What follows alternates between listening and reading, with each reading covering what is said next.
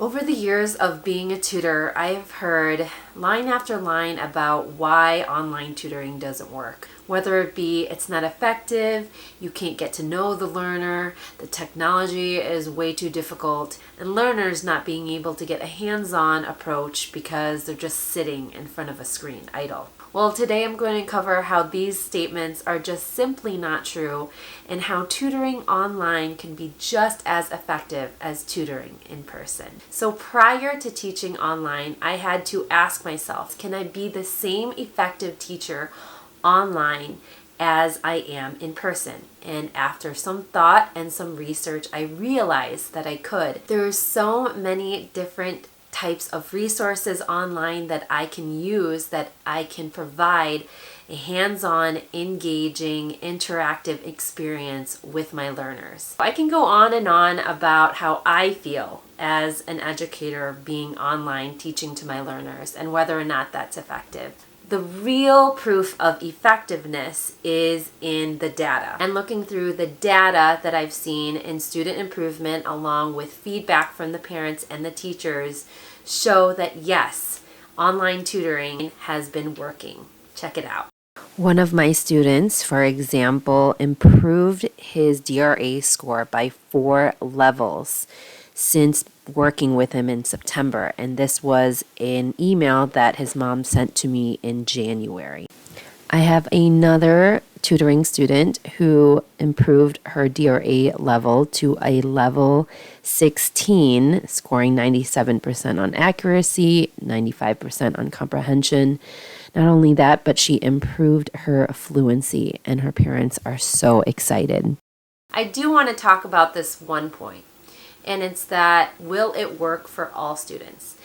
And the answer is no. It won't work for everyone. I don't like giving that blanket statement because not all learners learn the same. There will be a small group of students where online tutoring will not work and in-person tutoring will be the most effective for them. And that's where having the flexibility to try on a session comes into play. Teach Young Minds offers a free 30-minute screening and consultation where we sit down with the learner, get to know them, see if the tutor and the learner are the right fit for each other, and do a basic screening of whatever subject that they need support in, whether it be reading, writing, spelling, or math. So if you're interested in that free screening and consultation, make sure you check the description below. Regardless, I encourage all families to try online tutoring because the most important element is not whether the person is face-to-face. The most important element is if the teacher is an effective teacher that knows her content, that knows how to deliver and create activities in the most fun and engaging and effective way. So the myth number 2 that I wanted to cover is that you can't get to know the learner if you're behind a screen, as well as being in person. I have developed such great rapport with my students because I know as an educator, learners can't take educational risks if they don't feel safe. If they don't feel safe with the person they are learning from, then they are not going to take those risks they need to take in order to move forward in their skills. So some different ways that I build this relationship with my learners is, one part of the lesson that I love is right when we get on, we take 2 to 3 minutes just talking about our day. How is school going? How is your weekend? Not only does this build a good teacher and learner relationship, but it also allows me to gauge whether the learner is emotionally ready for learning, if they're in a good mood.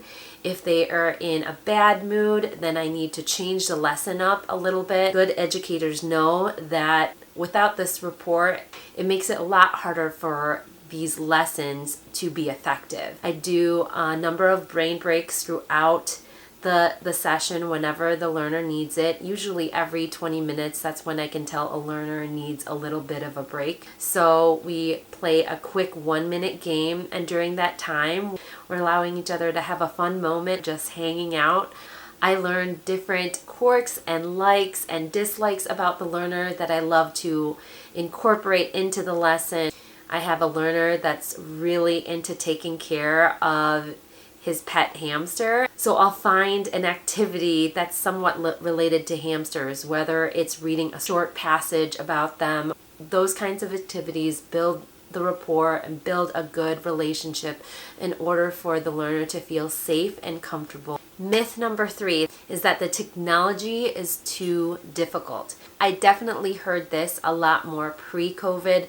Not many people were familiar with Zoom at all, but you know, times have changed where I feel like the majority of people now are very comfortable using Zoom. And as an educator using this technology myself, I love to walk my tutoring families down this process so that they're comfortable with it. The parents are comfortable using it, and of course the learners are comfortable in using it. I provide video tutorials to get the learners and the families comfortable with using the technology, and I even provide a time to sit down and go over the technology separate from the lesson itself, so that when we do get into that time of the actual lesson that they are comfortable. Now we're going to talk about the myth that online tutoring can't provide the same multisensory approach as a face-to-face lesson would. And I'm just so grateful with the technology and the resources that have come that has allowed me to provide that multisensory interactive approach. I believe that the learner has to involve as many senses as possible in order for that skill to be mastered. It's also important to note that multisensory activities keep the learner focused. Take, for example, this mom who is seeing a ton of improvement in her daughter's reading. Activities such as games and music keeps her daughter's attention all throughout the tutoring session. There's a lot of different ways I provide multisensory activities online. One of the first ways I provide an interactive lesson is I teach my learners how to use the mouse. So I have an activity on the screen. They themselves can grab a hold of my mouse, so to speak, and interact with that lesson.